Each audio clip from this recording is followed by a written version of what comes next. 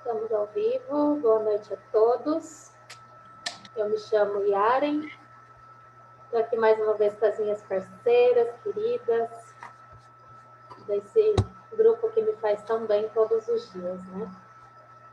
E eu sei que para muitos de vocês, as dúvidas sobre os entes queridos, elas são frequentes, né?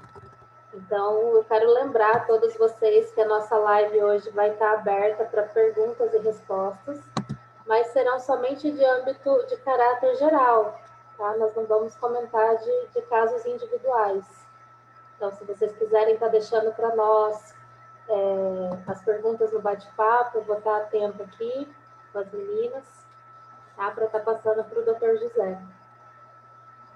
E lembrar vocês também que a nossa reunião ela acontece todas as quartas-feiras do nosso grupo, às quartas-feiras às 19 horas, horário de Campo Grande, Mato Grosso do Sul. Né, Tânia?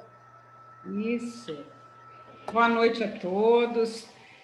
Nós estamos aqui com o Dr. José Ricardo Nunes da Cunha, nosso convidado de hoje. É um grande prazer recebê-lo.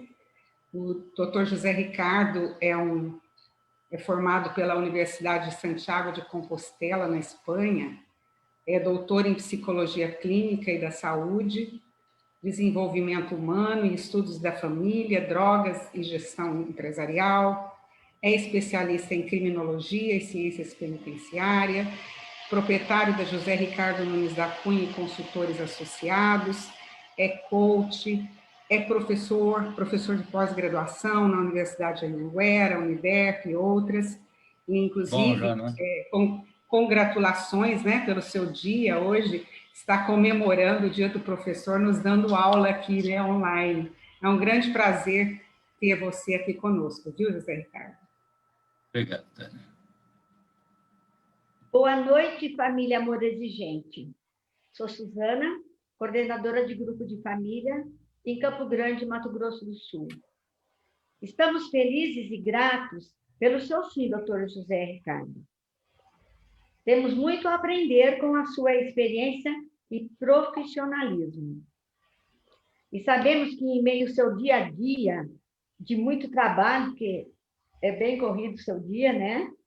Ainda é voluntário de Amor Exigente, na promoção da saúde e da vida, na prevenção do comportamento antissocial, do consumo de álcool e outras drogas. Dr. José Ricardo, um professor sempre será melhor do que o Google. Eu vi hoje isso. Ao mestre, com carinho, meus parabéns. Obrigado, Suzana. O tema desta noite é família, matriz da doença ou da saúde? Já vou deixar a minha pergunta. Como preparar a família para ter membros com mente saudável? A palavra é sua. Muito obrigado, Tânia, Suzana e Yaren.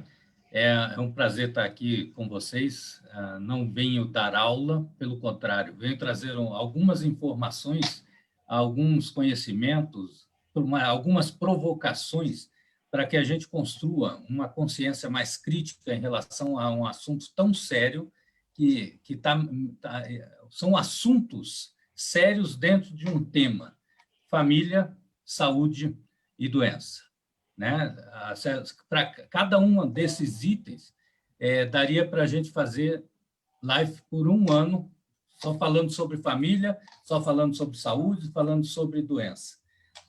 E até com uma certa preocupação, porque é um assunto muito sério, é muito mais sério do que a gente possa pensar, principalmente nos momentos que nós estamos passando, onde a família tem sido desvalorizada. A família patriarcal, que era tradicional, não estou falando que é a certa, mas ela vem sofrendo mudanças nos últimos 40 anos de forma violenta que antigamente não sofria. Antigamente, o conceito de família já era muito mais fácil de se ter do que hoje. Se a gente perguntar o que é família, para 10 pessoas, provavelmente nós teremos 10 definições, no mínimo. Antigamente, não estou falando que a família de antigamente é a certa, tá? Mas tinha uma clareza, porque a famulus, que era a família, era composto pelo pai, pela mãe, pelos filhos, pelos empregados e os animais. Então, tinha as suas funções muito mais esclarecidas. E hoje, o que se espera da família? Qual que é a função da família? Independente da sua formatação, que é a sua formação, a interação precisa receber um foco muito especial. Então, são os laços afetivos, como que a gente se interage dentro da família, que é muito mais importante do que só a composição. Né? Isso, quando nós fizemos a nossa tese, foi uma surpresa muito grande, mostrar que mesmo, não que a gente incentive também, mas mesmo uma família reconstituída, quando a sua dinâmica é funcional, ela promove saúde. A mesma família reconstituída, não a família de origem. Se você tiver condições da família de origem promover toda a competência que ela tem, seria maravilhoso. Então, nós vamos falar alguma coisa sobre isso. Matriz. Minuchin, um estudioso da família, ele fala que a família é a matriz da identidade. Nós destrinchamos esse tema, né? Onde a matriz da identidade, nós colocamos a identidade, então, nos dois extremos, ou saúde ou doença. E nós começamos a estudar as famílias e percebemos que, na maioria dos estudos científicos, a família começa a ser incluída como uma variável importante na grande maioria das doenças. Ou seja, a família tem uma contribuição muito grande na formação das doenças. E foi aí que nós despertamos esse olhar. Se a família ela adoece, a família precisa ser tratada, precisa ser conhecida.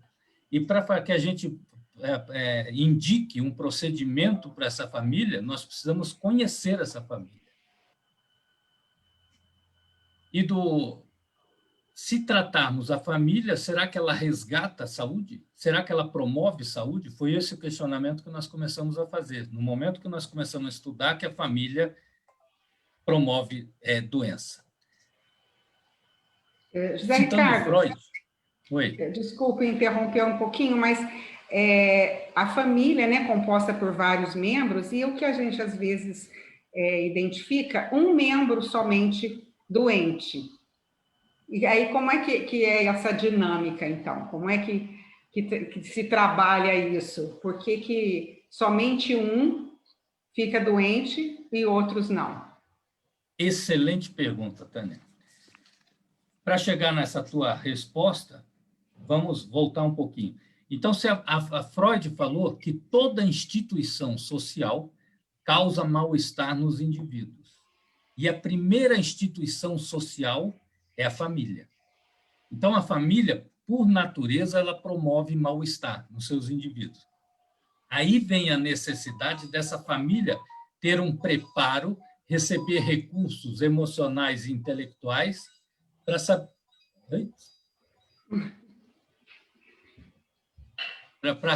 para ela receber recursos intelectuais e emocionais para saber lidar com essa desconstrução que a própria família faz nos indivíduos, aonde se juntam 3, 4 pessoas, cada uma pensando de forma diferente, querendo que o outro pense como ela. E aí a gente percebe que isso adoece, isso atrapalha as relações.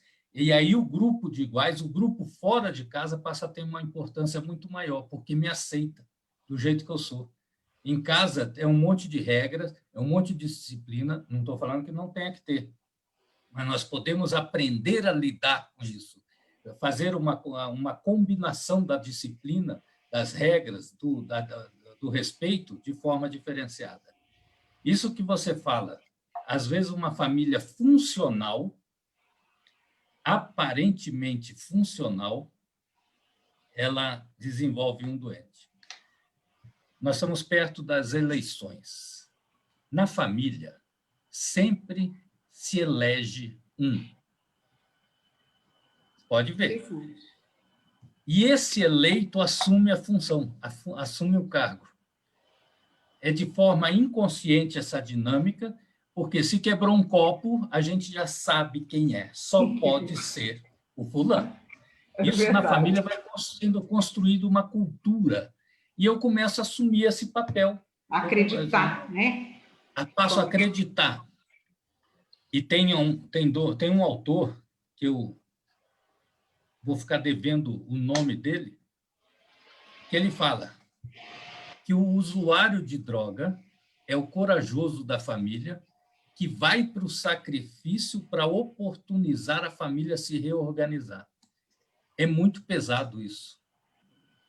E quantas vezes nós, vocês que trabalham com isso, já ouviu num grupo de ajuda ali, depois que meu filho começou a usar droga, minha família mudou, ficou melhor.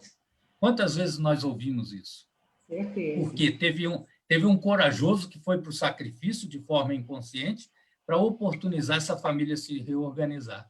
No momento que eu busco um recurso, eu busco um apoio, eu busco um suporte no amor exigente, eu estou buscando essa reorganização. E é uma tendência da nossa vida, das neuroses naturais da vida, a transferência da culpa. E eu tenho batido nessa tecla. Enquanto houver transferência de culpa, não existe cura. Da minha neurose, do meu sofrimento, da minha doença, se eu transfiro culpa, se eu transfiro para a Suzana, sendo responsável do meu mal-estar, eu vou ter que esperar a Suzana melhorar, eu vou ter que esperar a Suzana crescer, se desenvolver, para eu ficar bem. Estou lascado. Estou lascado. E isso não tem cura enquanto eu transfiro culpa. E na dinâmica familiar, isso é muito comum. E aí que vem esse eleito. É transferido culpa para ele, tudo para ele. Ele passa a absorver a doença da dinâmica da família. Ele passa a ser o doente. A gente vê muitos depoimentos, né, de mães que super protegeram. Por exemplo, mães que têm 2 filhas e um rapaz.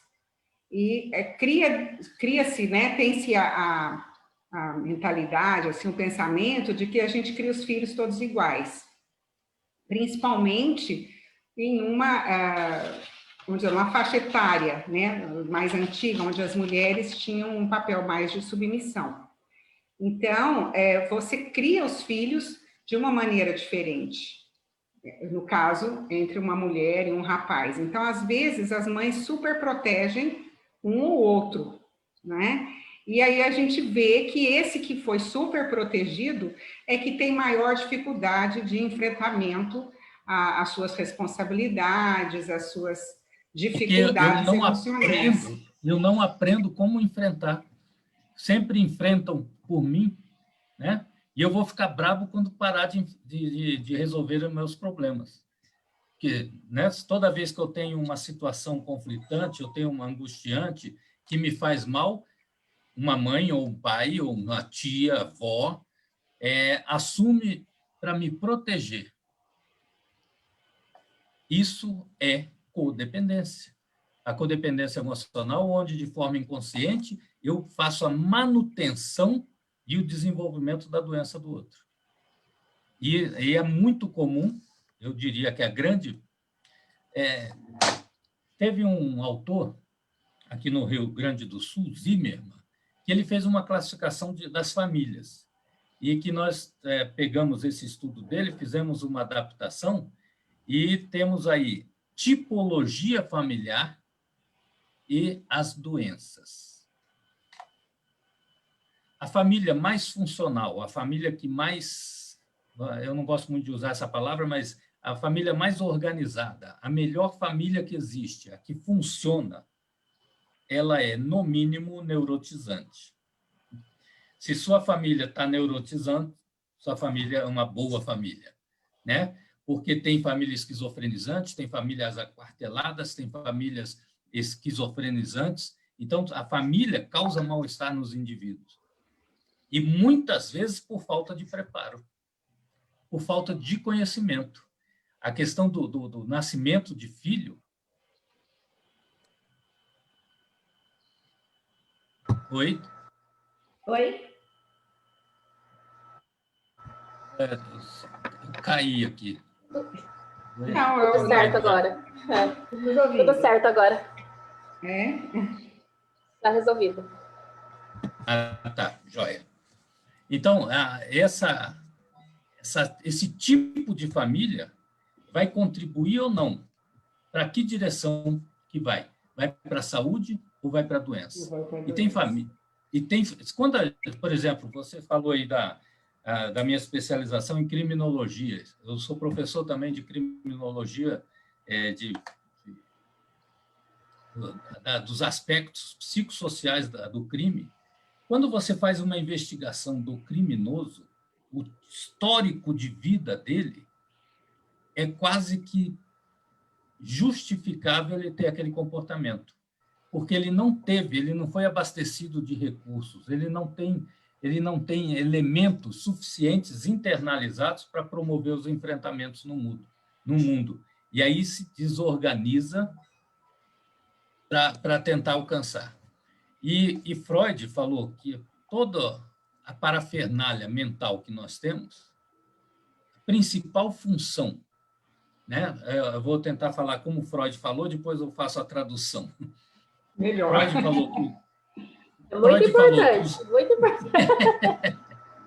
Freud falou assim, que os eventos mentais estão automaticamente regulados pelo princípio de prazer. Ou seja, nós colocamos em movimento nosso psiquismo para sair de uma sensação de desprazer ou produção do prazer.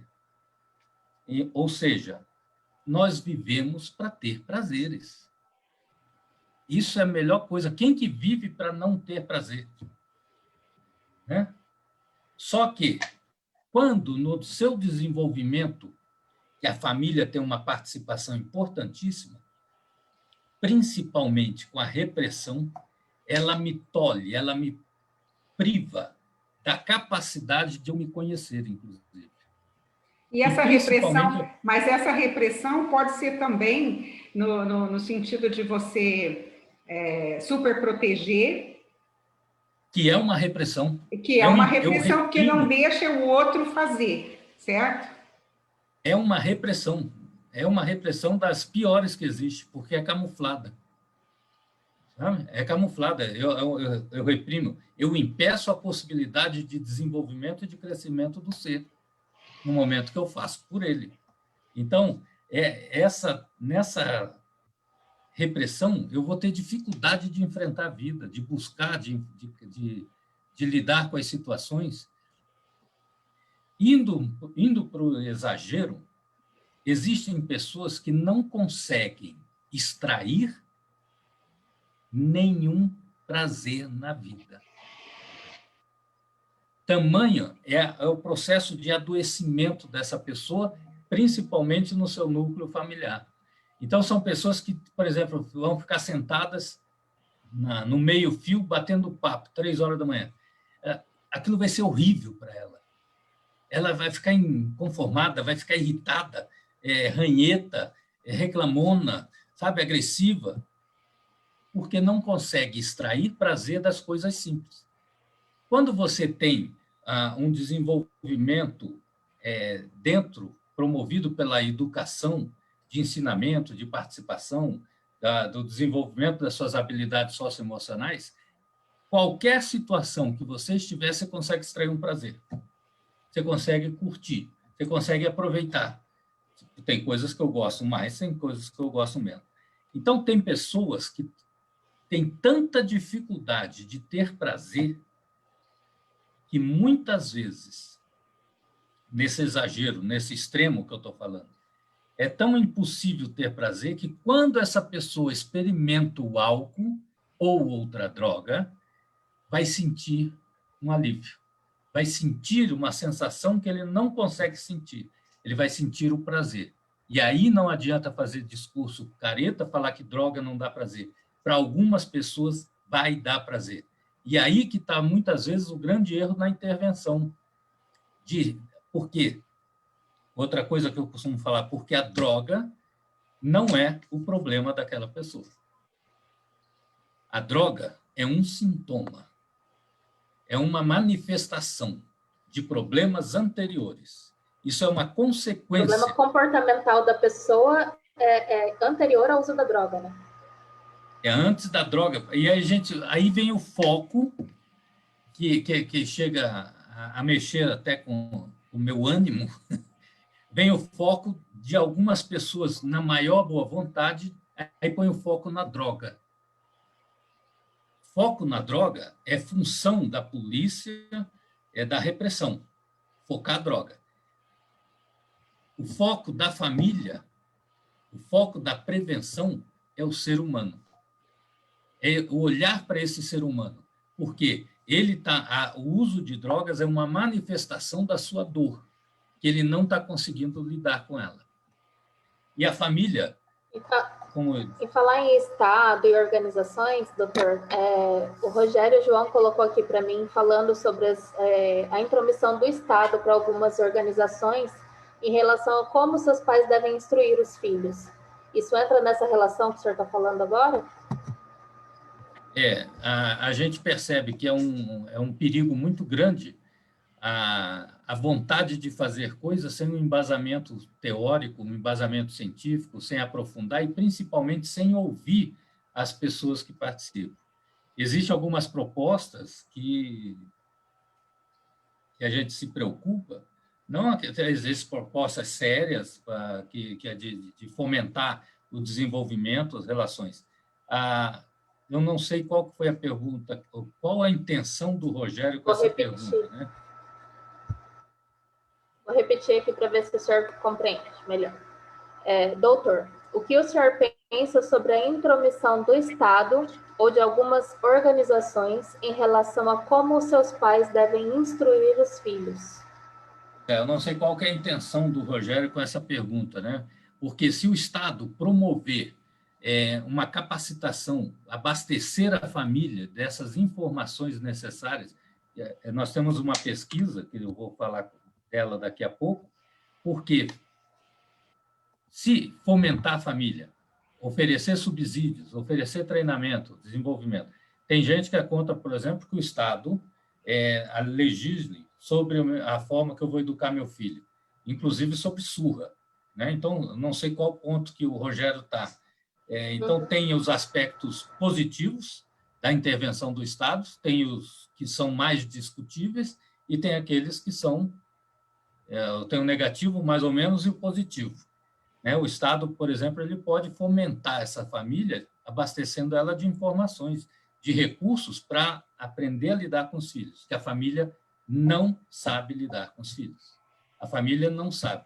Nessa pesquisa, que foi feita na Espanha, com mais de 15 mil adolescentes, eles perguntaram qual que é a dificuldade que você tem com a sua família e com as consequências do uso de drogas.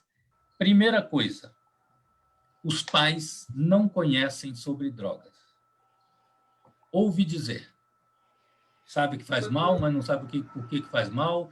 E se o filho vem com recurso hoje, como disse a Suzana, do professor Google, né? Você faz um discurso de defesa de uma maconha, por exemplo. Você faz um discurso. Se você não tiver um conhecimento, você não discute, porque tem muitos argumentos a favor. Então, primeira coisa que os pais querem proteger, querem construir saúde, inclusive esse programa chama Construindo Saúde.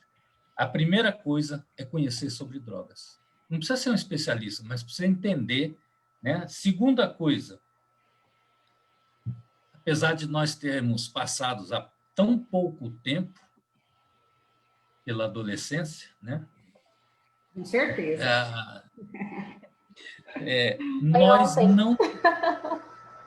Nós não conhecemos a adolescência. A gente não sabe lidar com a adolescência. Aí eu quero impor para a adolescência, olha lá, uma pessoa que está querendo enfrentar o mundo, o pai e a mãe vêm enfrentar esse adolescente, não vai dar certo. Né? Por quê? Você tem que envolver. Bom, mas vamos lá. Então, primeira coisa, não conhece sobre drogas. Segundo, não conhece, não sabe lidar com a adolescência.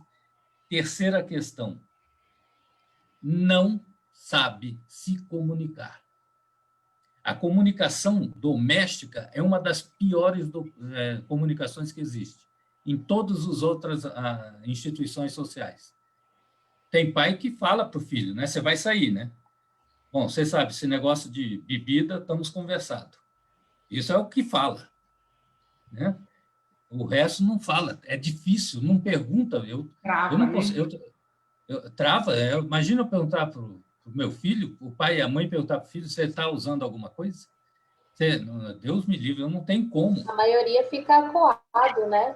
Fica com certo receio de comentar sobre o assunto. Eu já percebi isso mesmo. Isso daqui é a pesquisa com mais de 15 mil adolescentes, famílias. Quem disse isso foram os filhos. Quarto lugar, a família não sabe identificar e muito menos lidar com os conflitos. E o conflito, a gente, no Amor Exigente, a gente trabalha isso daí, né? O conflito, se souber ser administrado, é uma coisa maravilhosa. E muitas vezes, na dinâmica da família, aquilo que é falado no Amor Exigente, se o conflito não aparecer, instale. Né? Provoque esse conflito, porque o conflito oportuniza a mudança. O conflito te oportuniza a elaborar novas alternativas. É que a gente fala em conflito, né? Já a pessoa entende como se fosse uma discussão, uma briga, uma mas guerra, é um conflito fraterno, um questionamento, né? Mas a gente vê também a dificuldade de lidar com personalidades diferentes, porque os filhos são diferentes, né? Tem aquele que já nasce com uma personalidade mais calma, com uma maior aceitação, com maior abertura no diálogo, e outros não, já nasce rebelde, já nasce ou não. Yaren, Suzana e Tânia, o pessoal vai pensar que nós combinamos aqui. Você faz essa pergunta aqui que eu vou responder isso daqui. Né? Mas realmente não tem como. Eu ia fazer um roteiro para falar, falei, não, o roteiro vai me prender muito. Mas em cima desses passos ainda. Outra coisa, a família não tem, claro, um estilo disciplinar. O estilo disciplinar, principalmente do brasileiro, depende se o time dele ganhou, depende da quantidade de dinheiro que ele tem no bolso e se ele está bem com a mulher. Se teve festinha à noite, aí a disciplina é tudo solta. Então, não tem. E muitas vezes, nessa questão, aquilo que a gente falou da repressão, o estilo disciplinar mais utilizado é o repressivo, inclusive com o nome de educação. Quem que não ouviu alguém falar com orgulho quando fala para o filho, cala a boca, eu sou mais velho, eu sei o que faço. Depois que eu falar, você fala. Quem que já não ouviu uma coisa dessa? Isso é repressão, não é educação. Né? Educação é um processo muito mais difícil, muito mais elaborado, muito mais complexo. Eu tenho que chegar para o meu filho e falar, filho, depois que eu falar, você emita a sua opinião. Quando o mais velho falar, escute. Quando o da mesma idade falar, escute. Quando o mais novo falar, escute. Depois você emita a sua opinião com respeito à opinião. É demorado, é melhor falar, cala a boca e fica quieto, que eu estou falando.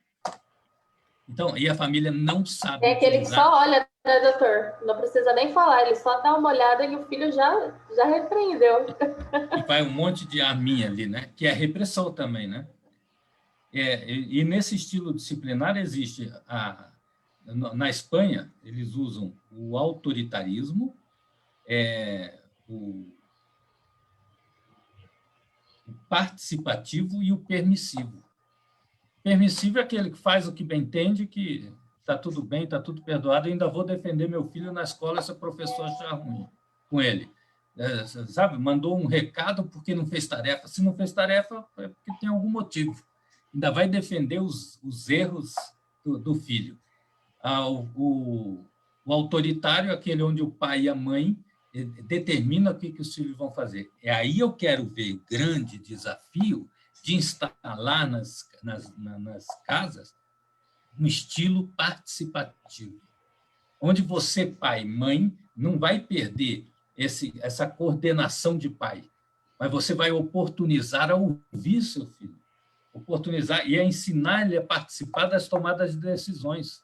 Vamos combinar como que nós vamos fazer, que horas que vai chegar. Não é determinar, e não é falar volte a hora que quero. É você desenvolver e estabelecer uma relação de participação, onde você vai ouvir o seu filho e vai negociar. No momento que negociou, chegou a um acordo, tem que virar lei. Isso é disciplina. Mas essa questão da negociação, normalmente a adicção ela traz uma relação de troca. Né? Eu vou te dar isso e você faz aquilo. Isso também é um comportamento que vem muito da família. Né? E a gente percebe que às vezes a família se torna refém dentro desse comportamento de troca, de negociação. Isso daí é difícil de identificar, mas o que você está falando já é uma chantagem. Né? E aí a família tem que prestar atenção, no caso do uso de drogas, do usuário, que ele começa a utilizar como chantagem, como moeda de troca. E aí é o perigo. Não, isso daí não foi o que nós conversamos, não foi o que combinamos. Mas é muito difícil, e isso tem que tomar muito cuidado, porque você negociar, tudo na vida você negocia. Tem um sentido pejorativo, às vezes, negociar, mas tem que cumprir. E se nós combinamos tal coisa, não cumpriu, tem as responsabilidades. Aí isso tem que ser, isso faz parte da combinação. Você vai chegar que entra o conflito que o senhor estava comentando. E aí vem essa questão do conflito, e a família não tem, claro, uma política sobre álcool e outras drogas. Ela não consegue estabelecer. Ela é contra, mas não sabe falar. Ela é contra, mas não conhece. Ela é contra, mas não sabe como chegar no adolescente. Então, quando essa família, e esse programa, é um programa que nós aplicamos, inclusive, no Amor Exigente, um grupo de pessoas, abastece a família de recursos para aprender a lidar com um conflito que em todas as vidas de todo mundo existem conflitos. Aí, se você tiver serenidade para lidar, aumenta muito a competência paterna na administração porque não é só a prevenção ao uso de álcool e outras drogas, é a prevenção a todos os agravos à saúde, se você tiver uma dinâmica funcional. Né? E o que se espera dessa família? Que ela promova saúde, que ela promova bem-estar, que ela promova a sociabilidade, que ela ofereça, oportunize aos seus membros a condições de sobrevivência e de viver para a saúde. Quando a gente fala em saúde, o que é saúde? Para a Organização Mundial de Saúde, além da ausência de doença, é um perfeito bem-estar físico, mental e social. É quase que impossível. Perfeição... Eu ia falar agora, mas isso aí é terrível. E é dessa forma. Então, ninguém tem saúde. Né? Ninguém tem saúde. Perfeito bem-estar físico... Eu mesma estou ferrada. Então, a família precisa conhecer, ela precisa saber das suas funções. Traduzindo o que sempre se esperou da família para os dias de hoje, um dos motivos que mais se adoece é a falta do desenvolvimento das habilidades socioemocionais das pessoas. Hoje nós começamos, infelizmente, na época da pandemia, no ensino básico, a obrigação do desenvolvimento das habilidades socioemocionais. Existe uma orientação para o ensino superior para fomentar esse desenvolvimento das habilidades socioemocionais, da pessoa conhecer, saber identificar suas emoções, seus sentimentos, saber lidar com eles, porque na nossa cultura nós não aprendemos a a lidar com emoções e sentimentos. E isso é a maior causa de adoecimento. E a família, ela tem um histórico que ela não sabe. É comum a gente começar a chorar na família. O que a gente vai ouvir pela primeira coisa? Não chora, não. A pessoa precisando chorar, precisando tirar, sessão de descarrego da sua dor, vem alguém falando, não chora, não. Por quê? Porque eu não sei lidar com o choro do outro. Eu não sei o que eu faço. Né? Então, nós temos pessoas que têm um nível cognitivo muito alto, mas emocional perdido, porque não faz parte da nossa cultura. Começou agora para que se promova. E a família é a principal instituição para a promoção desse desenvolvimento das habilidades socioemocionais, que aumenta a capacidade assertiva, capacidade produtiva, satisfação comigo mesmo, e aí vem uma das funções da família, que é promover não o inter-relacionamento. A principal função é promover, ensinar o intra-relacionamento. Como que eu vou me relacionar comigo mesmo? Sabe? O que está me incomodando? Eu preciso fazer esse processo de revisão, de análise, de buscar o bem-estar. Porque o sentido da minha vida é buscar prazer. Qual que está sendo a minha dor? O que eu preciso resolver? E isso, não lidar com as habilidades socioemocionais, é tirar a capacidade de enfrentamento das questões, das situações. Mas e quando o seu filho, vamos dizer, tem uma personalidade retraída, que não se abre, que você não consegue penetrar, vamos dizer assim, não consegue ter essa relação de diálogo, que ele tem uma dificuldade maior de falar sobre os sentimentos dele desde cedo. Como trabalhar com isso? Como a família consegue trabalhar com isso? Naquela outra pergunta, eu já tinha escrito aqui o nome dos dois autores, e que eu vou responder agora, então. Tem dois autores, dois estudiosos chamados Gessor e Gessor. Um estudo antigo, eles criaram o sistema da conduta-problema, a teoria da conduta-problema. E se basearam em 3 sistemas óbvios, normais, mas que ninguém juntou esses 3 e... Né?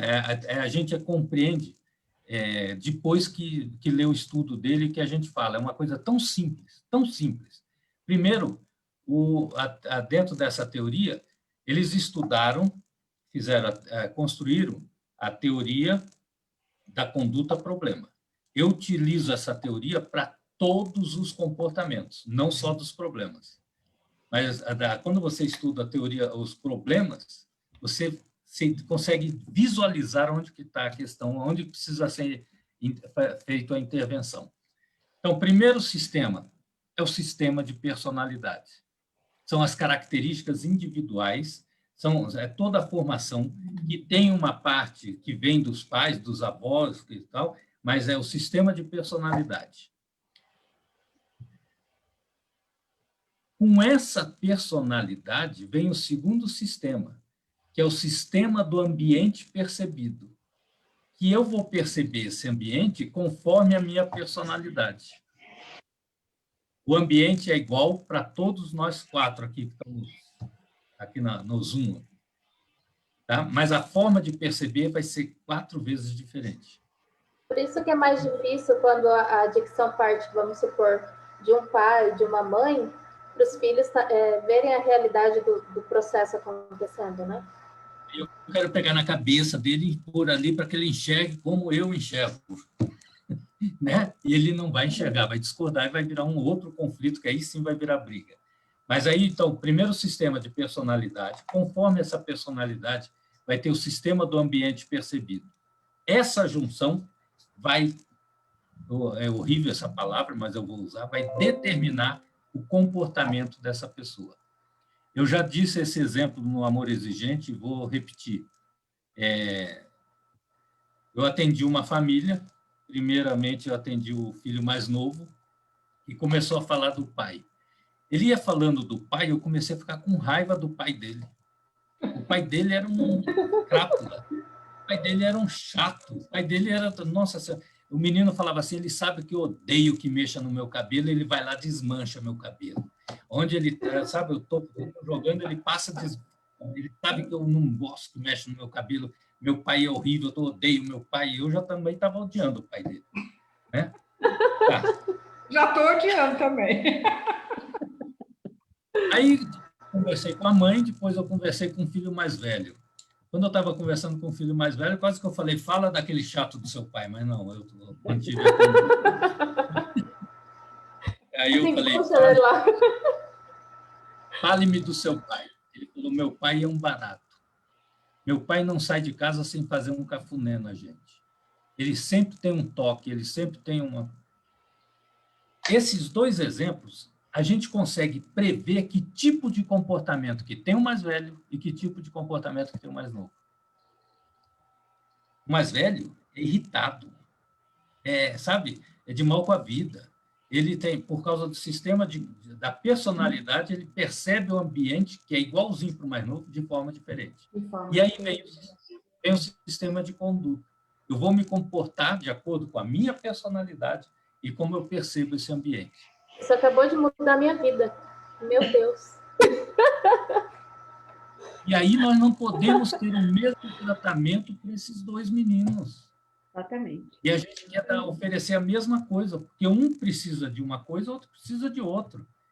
Eu quero engolir, quero que ele engula aquilo ali. Porque eu estou certo. Né? Eu, como pai... Doutor, é que, às vezes, os pais só sabem agir de uma maneira, né? Não sabem ir para dois caminhos diferentes, né? Acho talvez que seja uma... vamos dizer, eu vou estar ajudando mais um do que o outro, como que, né? É o que a gente ouve no Amor é de Gente. Eu criei todos iguais. Por que só ele? Que coisa horrível. Não é isso que a gente escuta? Mas a gente aprendeu assim isso e veio, né, de lá de trás. Nós aprendemos que nós não somos iguais. Suzana, e nós, tirando um pedaço da organizacional, que é uma outra área que a gente atua também, nós passamos de uma era da padronização, que antigamente era bonito, ser tudo padronizado. Graças a Deus, nós passamos da era de padronização para uma era de personalização. E a personalização dá muito mais trabalho. Requer que eu conheça cada um. Como disse Gandhi, o grande desafio, e começa na família, esse desafio, eu tenho que conhecer cada um dos membros da minha família para saber por que ele se comporta daquele jeito. E tem uma explicação. E não é fácil, né? E até quantos anos a pessoa forma a sua personalidade? Essa é uma coisa bastante polêmica, viu, Suzana? Tio Freud falou, o ser humano é infindável, não termina nunca. A gente não muda, pensamento, não muda estrutura de comportamento, nós mudamos. Agora, vem aquele negócio que... isso daí, o inverso disso é a síndrome de Gabriela. Né? Eu nasci assim, eu sou sempre assim, eu sou Gabriela. Síndrome de Gabriela. Gabriela é todo mundo. Né? Todo mundo é capaz de mudar. Eu tive um grande prazer de prefaciar um livro desses dias, onde o autor, Mestre Assis, ele fala das diferenças entre as pessoas. E no meu prefácio eu coloco por que as pessoas são diferentes. Ainda bem que são diferentes. Que são diferentes. Ainda bem. E a gente tem que começar a entender que ser diferente não é errado. Às vezes é só diferente. Mas eu, na minha composição narcísica, né, o meu lado narcísico, que todos nós temos, uns mais, outros menos. Né? Então, mas eu, na minha sintomatologia narcísica, eu vou achar feio tudo que não é espelho. Se eu não me identifico no outro, o outro está errado. Se ele não tem coisas minhas parecidas comigo, o outro é errado. E essa cultura vem da família, que vai levar para a empresa, para a escola, né? Porque o filho tal, eu não consigo nem falar com ele. Por quê? Porque ele é diferente de mim. Ele desperta em mim um sentimento de impotência, aí eu fico com raiva dele, porque ele é diferente. Então, nem sempre ser diferente é errado. Um desses dias não, faz um certo tempo, eu vi na camiseta de um guri uma frase que eu trago para nós aqui, para a gente refletir. E, inclusive, de uma pessoa que quem trabalha com droga não é muito recomendável falar, mas eu vou falar, né? Bob Marley. E ele escreveu essa frase. E estava na camiseta do menino. Vocês riem de mim porque eu sou diferente. E vocês, que são todos iguais? Quem que é certo? Quem que é errado? É? Aí, e lembrando de Nietzsche também, ele falou, e aqueles que estavam dançando foram considerados insanos por aqueles que não podiam ouvir a música. Levar isso para o núcleo da família. Eu nunca escuto a música que o meu filho está escutando. Eu não consigo ouvir. Né? A música no sentido simbólico aí, né? Então, aqueles que estavam dançando foram considerados insanos por aqueles que não podiam ouvir a música. Vai ficar esquisito, né? Imagina você não está ouvindo a música, eu estou balançando aqui, o cara é louco. E isso e nesse estudo da tipologia familiar e as doenças, nós construímos um roteirinho onde, conforme a estrutura familiar, você tem previsão de doenças que ela vai causar. Olha o que eu estou falando. Você analisa a família, você tem uma previsão de doença que ela vai causar. Se você pegar o doente, você tem um indicativo do tipo de família que ele vem. Para vocês verem a importância, o grau, a responsabilidade. Da influência da família realmente na formação disso, né? E isso é uma coisa muito séria, preocupante, né? Porque a família cria aquele eleito e aí quer que o mundo dê jeito nele.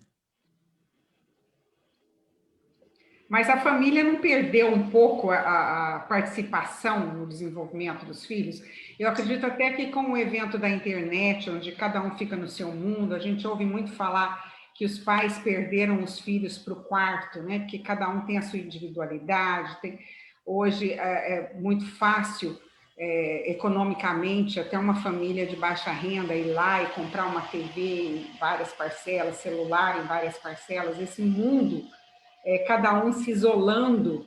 Então, a família não perdeu um pouco esse elo nessa participação do desenvolvimento? Parece que tá cada vez mais difícil, né? Eu tenho uma outra fala, que eu não vou procurar porque eu não preparei aqui, mas eu começo a minha palestra, chama-se juventude@.com. Foi uma palestra que eu criei, e eu começo com frases impactantes sobre a adolescência. A adolescência adora o luxo, é mal educada, caçoa da autoridade, não tem o menor respeito pelos mais velhos. Sabe? Nosso mundo nunca será igual como o de antigamente. Se a juventude de hoje tomar o poder amanhã, nós não teremos futuro. A juventude está estragada até o fundo do seu coração, ela é má, desenfreada. Nossa, são frases fortes, impactantes. E que as pessoas... Oi? Ser respeitado é isso que dá, né? Está aparecendo aí, não? Eu não estou me vendo. Bem. Então, são frases fortes, impactantes. O primeiro, então, depois eu mostro cada uma das frases. A primeira frase, o mundo atingiu seu ponto crítico, o fim do mundo não pode estar longe, e tal. O primeiro a falar sobre isso foi Sócrates. Depois, Hesíodo, 2000 a.C. Depois, uma dessas frases foi encontrada no barro, num vaso de barro, na antiga Babilônia, tem mais de 4.000 anos de existência. O conflito de geração Gerações sempre existiu. Existe e vai continuar existindo. Ackermann, um dos mais estudiosos da família, ele colocou a adolescência como um dos maiores desafios da família e da comunidade. É um dos maiores desafios que nós temos. E essa dificuldade que nós temos é justamente por não conhecer, não ter mais paciência para lidar com a adolescência. Ontem nós éramos adolescentes, né? A gente não consegue lidar com isso. Está mais difícil? Existe agravantes como a internet, a questão da informação existe, mas nada supera. Eu estava ouvindo ontem uma palestra, inclusive convidei essa pessoa para vir para cá, não sei nem de onde que ela é. Ela falando da felicidade, que você pode ter carros, pode ter casa, pode ter vida sexual, pode ter um monte de coisa, mas a felicidade vem do amor. E eu sou um apaixonado, eu defendo o amor em todas as relações. Tem, inclusive, um autor que recomenda amante. Olha só. Isso aí é questionável, isso é o assunto para outra live. Não, mas é nessa mesmo aqui, né? Esse amante pode estar num livro, pode estar no seu... Então vamos explicar, né? É aquilo que te tira o sono e, ao mesmo tempo, te dá tranquilidade, né? Então, ter amante através do conhecimento científico, das relações afetivas, da esposa, do marido, olha que barato, né? Então, porque, às vezes, quando casa, deixa de ser amante. Que meleca é essa? Que coisa horrível. Horrível, né? E esse daí é o modelo que a gente passa para os filhos. É o modelo da nossa sociedade. Se tem um casal assistindo televisão, eu faço, deve ser casado há muito tempo, né? E a família tem uma influência muito grande, porque ela é camuflada. Eu não preciso ligar o Facebook, o YouTube, para ouvir o influencer. Eu escuto em casa durante todo o meu desenvolvimento. Então, o tipo de conversa que se tem na hora do almoço, o tipo de bate-papo, eu não falo nada para minha filha, mas eu critico a filha do outro. Você viu a filha do outro o que fez? Né? Então, eu começo a construir uma cultura de forma inconsciente. A cultura ela não é palpável. É como se fosse um iceberg, só um pedaço que a gente tem consciência, o resto está tudo debaixo da água. E essa família, quando ela funciona, ela promove situações bastante agradáveis, quando ela é funcional. A família funcional, ela tem que promover a individualidade ou a aglutinação? A família funcional tem que promover a individualidade. E é uma coisa difícil para os pais, porque a gente inconscientemente... Eu ouvi isso uma vez, como casada, né, já. E eu ouvi que cada um é um só. E todo mundo fala, mas quando você casa, os dois são um só e tal. E aí eu ouvi isso, que cada um é um só, individual. Eu fiquei apavorada. Falei, meu Deus, por que eu casei se eu vou ter que ser uma só? Imagina! Essa história de metade da laranja, buscar metade... Eu fiquei apavorada. Metade eu sou inteira, uma laranja inteira, né? Então, fiquei apavorada. Tem uns conceitos. Então, por exemplo, a aglutinação causa doença. Sabe, onde eu vivo a dor do outro, eu convivo com o conflito do outro, me intrometo, o seu problema passa a ser meu problema vira uma meleca só. Né? Quando se trabalha a individualidade, você pode procurar a minha ajuda como membro da família, mas sem esse processo de adoecimento coletivo. E a família tem, e nas suas relações, uma grande porcentagem no adoecimento coletivo. Lógico que, às vezes, na maior das boas intenções. Né? Essa questão da codependência emocional é uma coisa muito séria. Vocês têm tratado isso em outras lives, mas é muito séria mesmo. Eu me sinto responsável pela vida do outro. Se eu não, como que o outro vai viver se eu não estiver junto? Tem gente que trabalha desse jeito. A Funciona codependência faz isso, né? A codependência nos leva a isso, né? E quando você falou ali um pouquinho anteriormente, ali, que você não tem coragem de falar, às vezes, para o seu filho, e você fala de outra pessoa, sabe? Fulano, né? Que a gente faz rodeios. Isso acontece muito, né? Quem não fez? Eu acredito que todo mundo... Quem nunca? Porque nós somos assertivos. Teve um carinha que falou, né, que quem não cometeu nenhum pecado que atire a primeira pedra. Exatamente. Não é? Temos dificuldade de ser assertivos. E isso é um exercício que pode ser treinado com todo mundo. Eu não preciso ser superior. Né? Tem pais que não aceitam que o filho palpite. E, às vezes, nesse palpite do filho tem uma resposta, uma solução, tem uma alternativa que é melhor para todo mundo. Né? Uma vez aplicando aquele programa de Construindo Família, a gente discute com o adolescente, com o filho, quais são as alternativas para a gente resolver os conflitos, quais são as alternativas que nós temos. Ele pode palpitar o que quiser, não me pôr regras, não me pôr regras. Chega a hora que eu quero, chega a hora que eu quero.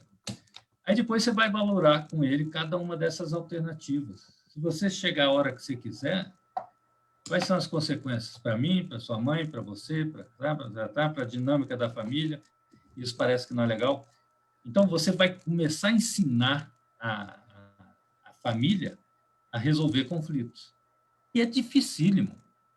É muito difícil isso. E nessa responsabilidade da família, aquilo que eu falei, juntam 3, 4 pessoas, cada um pensando de forma diferente, querendo que o outro pense como ele. Pense e sinta como ele. Isso é um problema.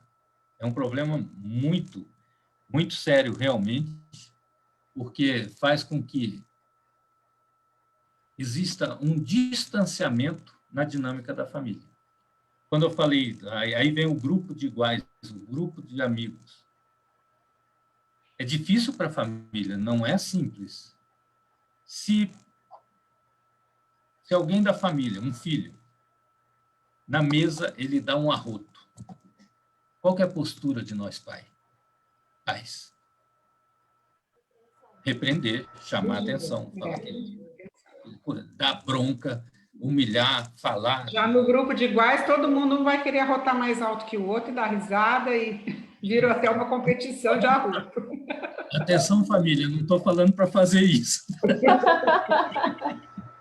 Mas que é muito mais divertido, né? Mas compreender que isso faz parte, que é muito melhor, porque lá ele vai arrotar, vão rir dele. Né? Não estou falando para você rir e deixar por isso mesmo, mas aprender a fazer a intervenção de acordo com a situação. Compreender que isso não é um absurdo, faz parte do processo de socialização. Né? E essa questão da disputa que existe da família e o grupo de iguais vai ganhar sempre. Por quê? Porque a família afasta, o grupo de iguais acolhe. A família reprime, e que não é a questão da educação, do ensinamento, da parceria, né? É a forma impositiva, é um distanciamento da figura de autoridade, que eu sou autoridade, e a gente ouve muito ainda hoje. Na minha época, eu apanhei por isso, e tem estudos tem estudos que mostram que filhos de pais autoritários são mais obedientes, mas com mais problemas emocionais. Filhos de pais autoritários são mais obedientes quando os pais estão presentes.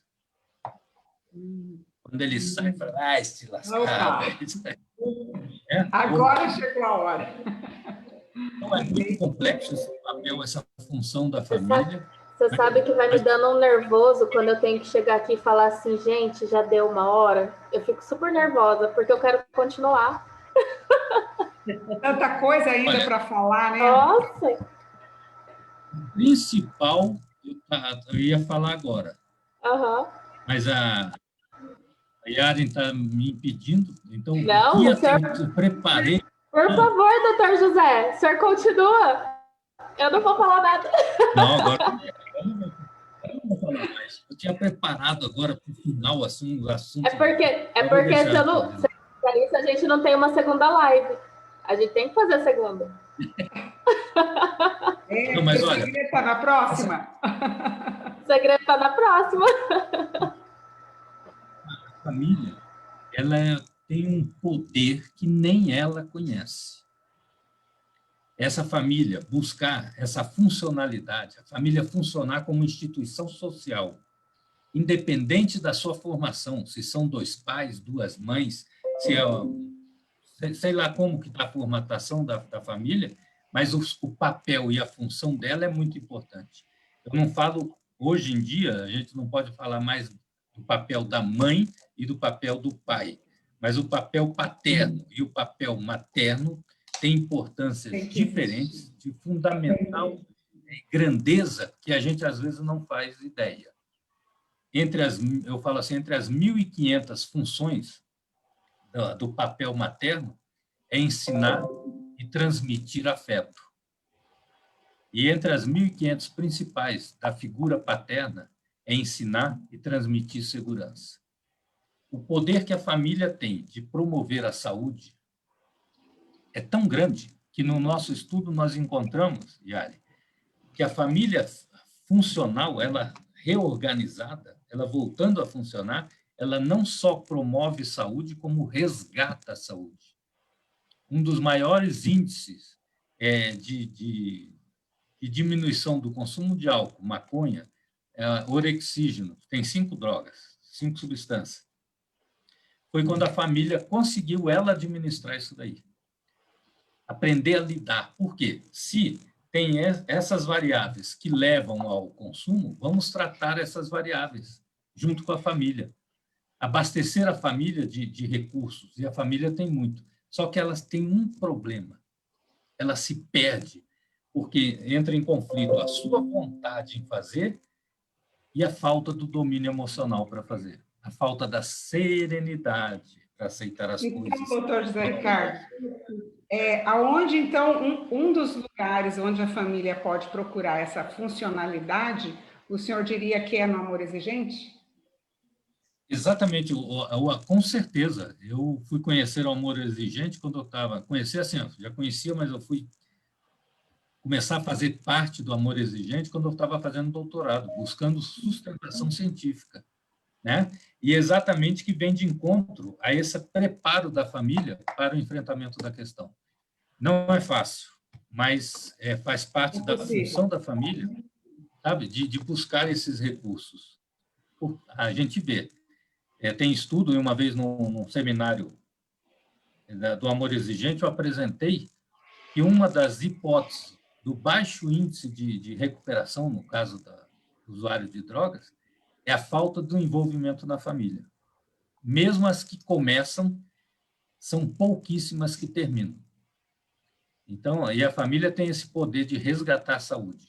E não é ficar lamentando, nem chorando as pitangas. É trabalhando. Trabalhando. E persistência, né, doutor? Eu assumo aqui meu pecado, minha culpa. Eu estou afastado do amor exigente, mas só fisicamente, né? Continuo fã, continuo participante, continuo parceiro, porque... Com certeza, por isso já está aqui, né, com a gente. Isso funciona. funciona, funciona. O poder que nós temos é muito grande. Logicamente que eu tinha até preparado alguns slides para passar, não, vocês falam muito. Eu espero que eu tenha... Eu falei que eu não tenho controle. Eu espero que eu tenha trazido alguma informação para despertar essa consciência, para provocar esse olhar, sabe? Eu espero que eu tenha contribuído. Sabe o que eu acho legal, doutor? Situação em Acho breve. legal a gente fazer uma segunda live desse mesmo tema, para a gente passar esses slides, para a gente continuar o nosso papo. O que a senhora acha? Mas era mentira minha. Mas eu quero agora. Não, vamos marcar sim, que é sempre um prazer falar com vocês. Esse assunto é empolgante. Na verdade, as perguntas iniciais que nós tínhamos ficaram para a segunda parte, né? Vamos ter uma live parte 2. Porque tem perguntas ali que eu vi. Mas olha, eu agradeço o convite, a lembrança, e se puder ajudar, estamos juntos. E quem está nos ouvindo aí, eu espero que a gente tenha conseguido trazer algum tipo de informação que possa ser utilizado em busca desse prazer de viver. Que bom. Muito bom ter o senhor aqui. Senhor, você. Obrigada. Muito obrigada. Mais uma vez, agradecendo. Vou encerrar a nossa live de hoje. Obrigada a todos que estiveram presentes. Boa noite.